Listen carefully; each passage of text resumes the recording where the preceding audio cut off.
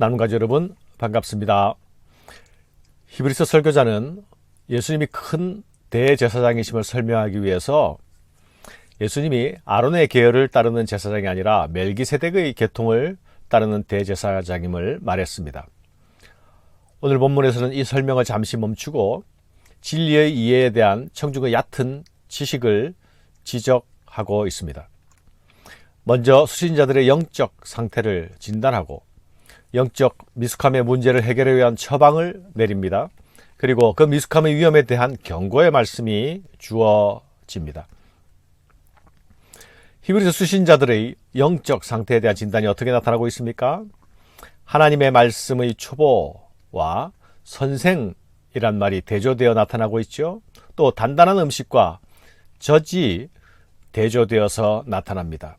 히브리 수신자들은 시간적으로는 처음 믿은 새신자 그룹은 아니었습니다. 하지만 그들은 믿음의 횟수에 비례해서 신앙적 지식의 성숙을 이루어내지 못했습니다. 때가 오래되었으므로 너희가 마땅히 선생이 되었을 터인데 라고 말씀하고 있습니다. 믿은 횟수로 치자면 벌써 가르치는 자들이 되었어야 했다는 말씀이죠. 그런데 그들은 아직 도의 초보에 머물러 있습니다. 안타까운 일이죠. 그래서 아직 단단한 음식을 먹지 못합니다. 어린아이들이나 먹을 젖을 아직도 먹고 있다고 지적합니다. 참 어려운 지적이죠. 이것은 아마도 설교자가 멜기세덱의 이야기를 이어가다가 잠시 멈춘 이유일 것이기도 할 것입니다.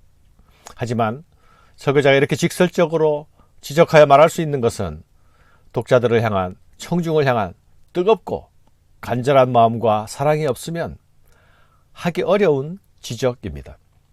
부모들이 자녀를 보면서 가장 힘든 점이 무엇입니까?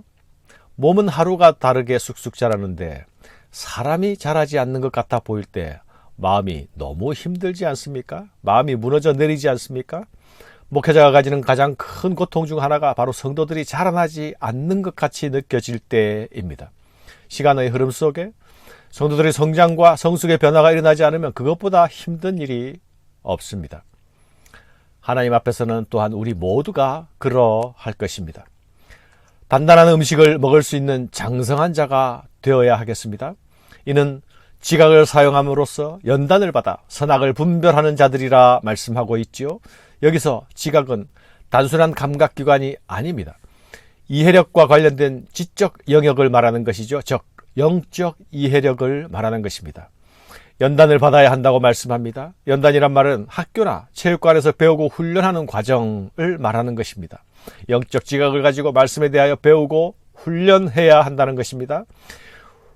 훈련해야 배운 대로 살고 순종할 수 있게 됩니다. 가만히 있으면 저절로 되는 것이 아니라는 것이죠. 머리로 이해한 것이 우리 머릿속에 멈추어만 있어서는 아니 되고 그것이 우리 안에 살아서 말씀이 옳은 진리임을 경험해 가야 자라날 수 있습니다. 말씀으로 살아내는 일이 있어야 한다는 것입니다. 이런 사람에게 성장이 있습니다. 성장하는 사람에게는 생명력이 나타나죠. 성장이 살아있음의 증거가 되는 것입니다. 우리의 신앙과 믿음도 훈련을 통해서 하나님 아버지의 기쁘신 뜻을 분별하는 자리로 나아갈 수 있어야 함을 기억해야 하겠습니다. 그러면 설교자가 이 문제에 대해서 제시하는 처방은 무엇입니까? 그리스도의 도의 초보를 버리고 완전한 대로 나아가라 말씀합니다. 하나님께서 허락하시면 우리가 이 일을 하리라 말씀하지요. 성장과 성숙은 신자의 의무입니다. 그러나 이것은 또한 하나님께서 우리를 향해 기대하시는 바가 아닙니까? 그러니 이것은 당연히 허락하실 것에 대한 수사적인 표현입니다. 터는 깊이 팔수록 단단합니다. 그러나 언제나 계속 터파기만 하고 있으면 집은 언제 지어지겠습니까? 도의 초보에 관한 터닦기만 하지 말고 이제 집을 지어라 말씀합니다. 회심하고 세례받고 부활의 신앙을 가지고 최후의 심판을 기다리는 것, 이것 도의 초보적인 터닦기이니 이제 집을 지으라는 것입니다.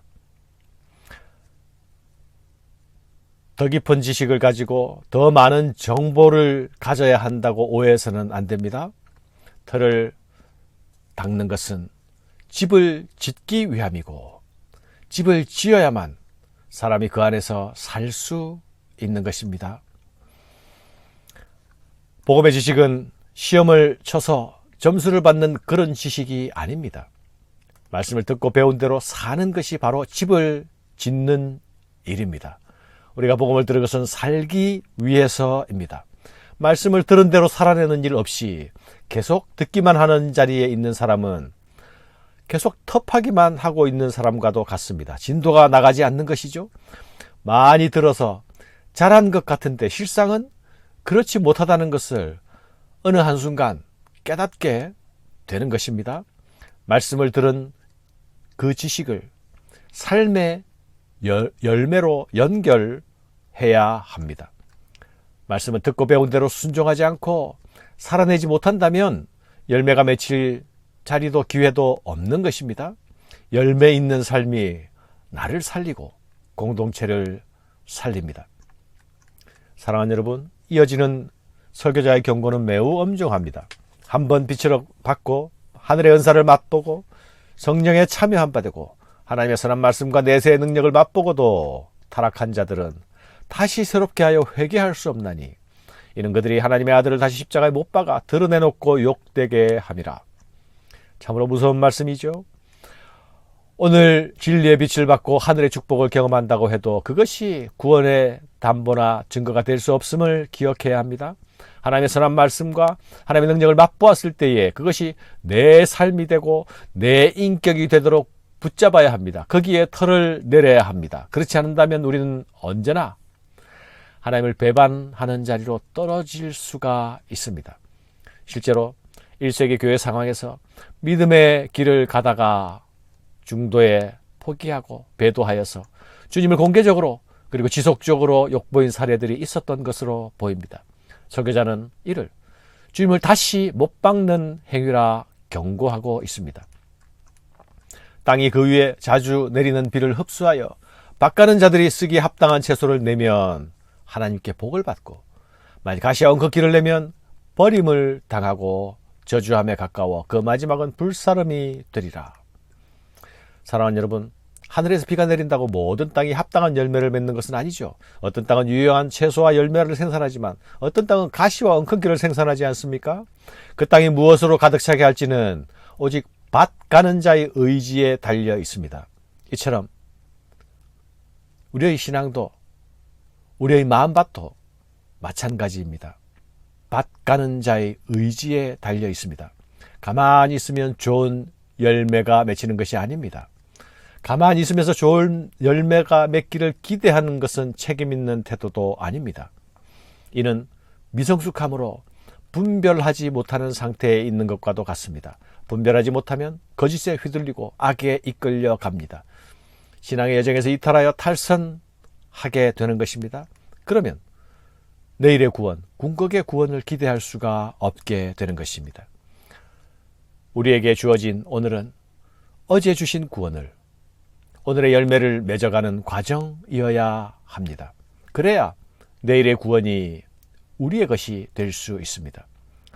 오늘 말씀의 초보를 버리고 완전한 대로 나아가기를 힘써야 합니다. 말씀을 듣는 것은 말씀대로 살기 위함임을 다시 기억해야 하겠습니다. 그 말씀대로 살아내기 위해서 도우시는 성령께 간구하며 나아가야 하겠습니다. 이것이 내 심령의 밭을 가꾸는 자, 내 구원의 밭을 가꾸는 자의 아름답고 당연한 모습입니다. 감사합니다.